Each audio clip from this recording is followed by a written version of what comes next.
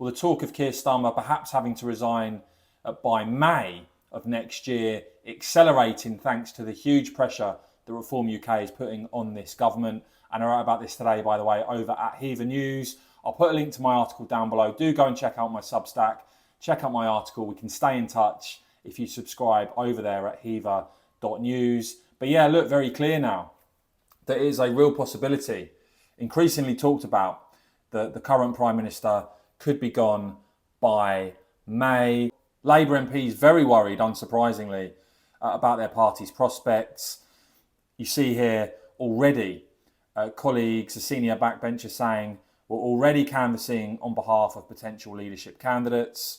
And very clear now that Starmer may just have months left now as Prime Minister. Very interesting as well that even the prospect of Andy Burnham coming in via a parliamentary by-election, Labour are even worried that that might not work if Reform takes that seat as well. And frankly, just on the illegal boat crossings that we've seen from France to England continue at a record level, just on that alone, the fact that Labour have refused to do what is necessary to stop that, just like the Tories refused to do what was necessary to stop that. On that alone, they deserve to be absolutely annihilated. And the likes of Danny Kruger coming over to Reform, and you see Wes Streeting there of Labour highlighting this. It means the very real reality now. It's very simple. It's going to be a Labour government after the next election, or it's going to be a Reform government after the next election. That is going to be the fight. That is going to be the battle. Danny Kruger coming in, defecting, a well-respected MP, put in place now to prepare a reform agenda for government, because we've seen the disaster unfold under Labour and the Tories, where they come in with a majority and haven't got a clue about actually what they're going to do, what they need to do.